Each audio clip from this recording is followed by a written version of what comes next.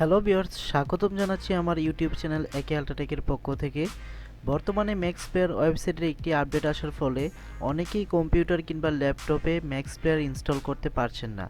আজকের এই ভিডিওতে দেখাবো ঠিক কীভাবে ইনস্টল করলে ম্যাক্সপ্লেয়ারটি একদম সহজে ব্যবহার করতে পারবেন কোনো রকম সমস্যা ছাড়াই। চলুন ভিডিওটি শুরু করা যাক। প্রথমত যে কাজটি করবেন, আপনার পিসিতে থাকা মাইক্রোসফট এডজ ব্রাউজারটি ওপেন করবেন এবং এডজ ব্রাউজারের অ্যাডন্স অপশন থেকে Urban Free VPN Proxy Unblocker best VPN or Microsoft Edge এই এই অ্যাডন্সটি প্রথমত অ্যাড করে নেবেন।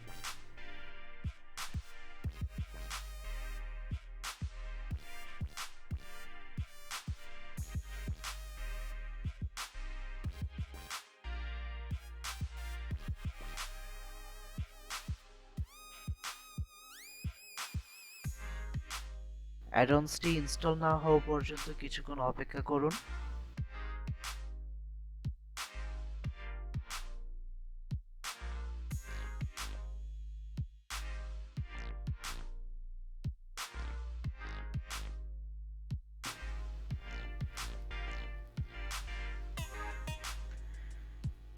অ্যাডন্সটি সঠিকভাবে ইনস্টল হয়ে গেলে জাস্ট ব্রাউজারটি কেটে দিন।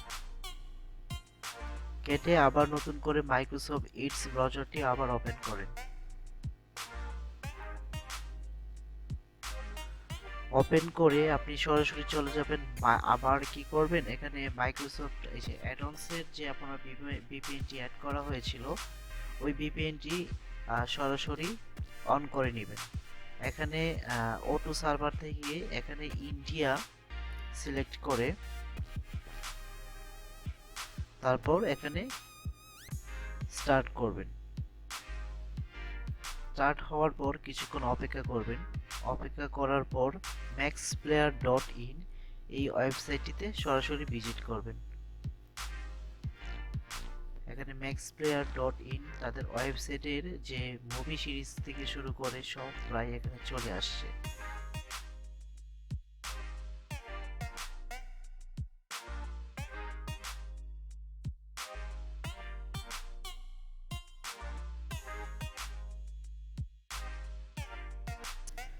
তারপর পরবর্তীতে আপনি যে কাজটি করবেন, এখান থেকে আবার মোর অ্যান্ড সেটিংসে ক্লিক করবেন। ক্লিক করে তারপর এখান থেকে অ্যাপস অপশনটিতে ক্লিক করবেন। তারপর আবার ইনস্টল অ্যাপ, এই ম্যাক্সপ্লেয়ারটি এখান থেকে সরাসরি ইনস্টল করবেন। ব্যাস, আপনার কাজ কমপ্লিট। এখন আপনি যে কাজটি করবেন, অ্যাপ ইনস্টল এখান থেকে তিনটা অপশন অ্যাক্টিভ করে দিবেন। Pin to touch bar, pin to start, ঠিক আছে? আপনি আপনার মন মতো করে সুন্দর করে সাজিয়ে এখান থেকে অ্যালো করে দিবেন। শেষ। এখন আপনি চাইলে সুন্দর এখান থেকে মুভি, আপনার পছন্দ মতো মুভি ভিজিট করতে পারেন কিংবা দেখতে পারেন। যেমন আমি এই ভিডিওটা অন করে দেখাচ্ছি, একটু অপেক্ষা করুন, নেটওয়ার্ক স্লো হওয়ার কারণে একটু সমস্যা করতেছে। জাস্ট এখানে ক্লিক করবেন। ক্লিক করার পর অটোমেটিক্যালি আপনাকে ওয়েবসাইটে নিয়ে যাবে। সরাসরি এখান থেকে প্লে মুভিতে ক্লিক করবেন। বাস, আপনি এইভাবে করে আপনি আপনার নিজের মতো করে যে কোনো মুভি দেখে এনজয় করতে পারেন।